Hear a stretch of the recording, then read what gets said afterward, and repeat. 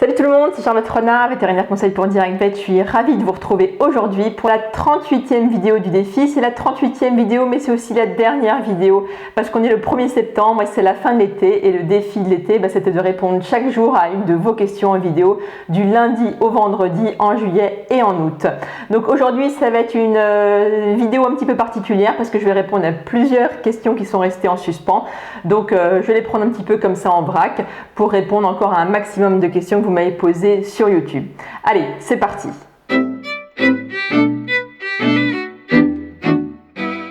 Donc première question, combien de temps est-ce qu'on peut laisser son chiot à la maison? Donc c'est vrai qu'on prend un chiot, c'est un animal de compagnie, on aime beaucoup jouer avec lui, interagir avec lui. On a vu dans une autre vidéo que la socialisation c'était quelque chose de hyper important.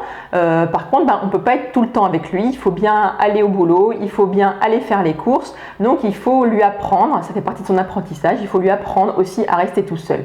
Mais il est hors de question de le laisser 10-12 heures tout seul à la maison. Quand il est chiot, c'est beaucoup trop. Et puis si jamais vous faites ça, vous pourrez avoir des problèmes comportementaux, vous pourrez avoir des problèmes pour l'apprentissage de la propreté, des problèmes de destruction, des problèmes d'aboiement, etc.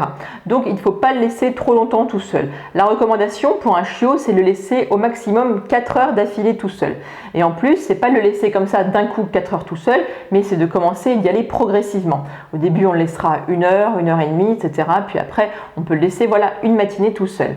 Sachant que si vous êtes au travail et que vous pouvez pas revenir entre midi et 2 pour vous occuper de lui, essayez de trouver quelqu'un qui peut venir quelques minutes pour jouer, pour le sortir. Donc pour la propreté, c'est bien. Et puis toujours pour éviter qu'il s'ennuie et qu'après qu'il fasse des bêtises.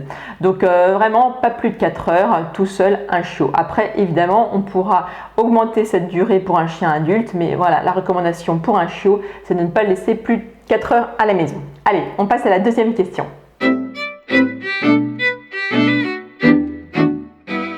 Donc la deuxième question, c'est est-ce qu'il faut mettre des vêtements à son animal de compagnie?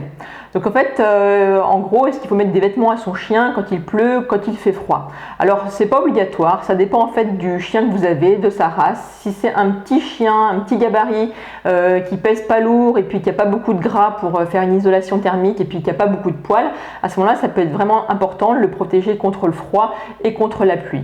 Après, pour des chiens qui sont facilement un petit peu plus gros, 10 kg, 15 kg et puis qui sont un petit peu plus costauds, avec plus de poils, etc., plus robustes, à ce moment-là, pas besoin forcément de leur mettre un petit manteau quand il fait froid, quand il pleut. En fait, un signe, c'est si jamais votre chien ne veut pas sortir quand il fait froid, c'est qu'en fait, il souffre du froid. Pareil, il y a des chiens qu'on va voir trembloter. Donc là, c'est sûr que ces chiens-là, il faut les protéger pour ne pas qu'ils prennent froid, pour ne pas que ce soit mauvais pour eux. Alors après, si votre chien n'a pas besoin d'être protégé du froid parce qu'il peut très bien supporter, si jamais vous avez envie, vous pouvez très bien lui mettre un petit manteau pour que ce soit un accessoire de mode pour lui et pour vous. Allez, on passe à la troisième question.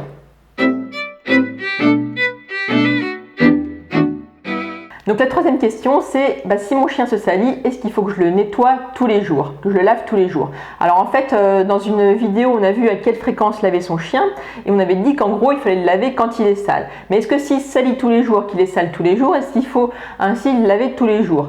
En fait, à vous de voir, en gros, séchez-le bien si c'est sali avec de la gadoue, de la terre, et puis brossez et voyez si c'est suffisamment propre. S'il est suffisamment propre, vous pourrez le laver qu'à la fin de la semaine quand vous aurez le temps. Si jamais il est très sale, ça peut quand même être nécessaire de le laver tous les jours, notamment s'il s'est souillé par exemple avec des excréments, si jamais il est malade, etc., qu'il a la diarrhée, qu'il se salit tous les jours. À ce moment-là, il faut le nettoyer tous les jours pour pas que ça soit sale, pour pas qu'il s'abîme la peau, etc.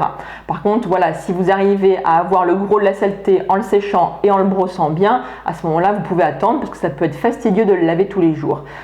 S'il fait beau, que vous avez le temps, vous pouvez le laver tous les jours s'il se salit tous les jours. Allez, on passe à la quatrième question.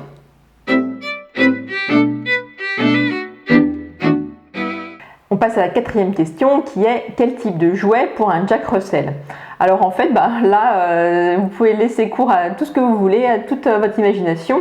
Il faut que ce soit juste un jouet qui soit adapté à sa taille. Donc prenez pas un jouet trop grand pour un chien de 40 kg parce qu'il n'arriverait pas à l'attraper avec sa mâchoire. Et puis prenez des jouets résistants parce que les Jack Russell ont un fort tempérament, sont des grands joueurs, ils ont une bonne petite mâchoire. Donc ils pourraient vous abîmer un jouet, une balle de tennis par exemple, en 2 minutes. Donc prenez des jouets bien solides et adaptés à sa taille. Alors après, vous pouvez prendre plusieurs catégories de jouets, à la fois des jouets qui vont plus être destinés pour nettoyer les dents, donc ça existe. Après, vous pouvez prendre des jouets pour lancer et le faire rapporter, donc des balles spéciales qui sont un petit peu plus résistantes qu'une balle de tennis. Et puis voilà, il y a des multitudes de jouets, des jouets qui font pouic-pouic. Donc créez-vous un grand coffre à jouets et puis régulièrement vous changez les jouets pour ne pas le lasser. Et puis dès qu'un jouet est abîmé, qu'il y a des petites parties qui commencent à partir, alors à ce moment-là, poubelle, il ne faut pas le garder parce qu'il pourrait avaler une des petites parties, ça pourrait lui faire une occlusion intestinale. Donc là, c'est vraiment la recommandation importante. Allez, on passe à la 5e question. Donc la 5e question, c'est à quelle fréquence nettoyer les yeux de son chien ou de son chat d'ailleurs, on peut étendre.